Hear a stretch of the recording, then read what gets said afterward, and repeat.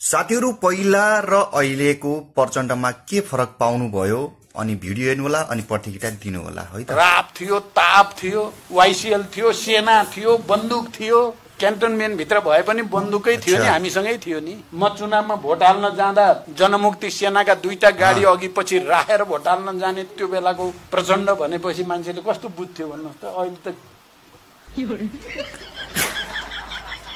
छैन।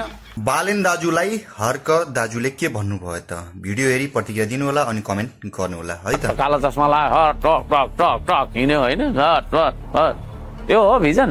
भिजन त यस्तो हुन्छ, हेर्नु न यहाँ vision, this is the vision.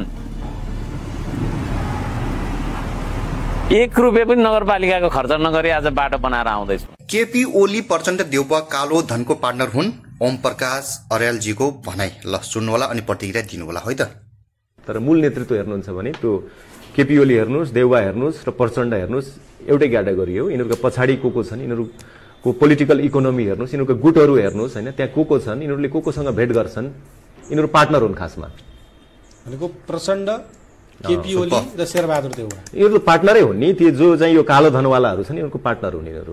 यिनीहरू कालो धनको पार्टनरशिप कालो धन होइन कि यिनीहरू चाहिँ एकले अर्कोलाई चाहिँ पृष्ठपोषण गर्छन्। यिनीहरू रवि दाजुले पहिला नै भनेका कुराहरू भविष्यवाणी जस्तै अहिले 100मा 200% मिलेको छ है। हेर्नु होला लास्टसम्म अनि प्रतिक्रिया दिनु होला है।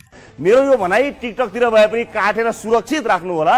आज एक अर्कालाई वर्ग शत्रु मानेर तथा नाम गाली गर्ने ओली, प्रचण्ड, झलनाथ, माधव नेपाल एकै ठाउँमा उभिनेछन्। यो पनि रेकर्डमा राख्नु होला कि प्रचण्ड माधवलाई हात्तीको कानमा टाँसिन आएका चमेरा भन्ने कांग्रेसले हामी त प्रतिगमनमा रोक्ने गठबन्धन गरेका दल हौ नि, आउनुहोस् फेरि मिलौ भन्ने छ। जसले जसलाई जति गाली गलौज र आलोचना गरेको भए पनि सत्ताको भाग भण्डामा सबको र्याल एकै पटक चुनिनेछ र कुनै पनि दल कुनै पनि अर्को दलसँग मिल्न जानेछ। अहिले लडाई गरेर एक अर्काको चरित्र हत्यामा उत्रिएका दलका कार्यकर्ता केटाहरू आफ्नो शरीरभित्र छिरेको खसी, कुखुरो, सुँगुर, राँगोको क्वान्टिटीका आधारमा एक अर्काको बचाउमा उत्रनेछन्। ढिला चाँडो यो देशले मन्त्रीका रूपमा कैयौं ठेकेदार साहबहरूलाई पाउनेछ, गुण्डा नाइके जीवहरूलाई पाउनेछ। अनि बचाउका लागि फेरि पनि प्रयोग हुनेछन् वाल्मीकि ऋषि।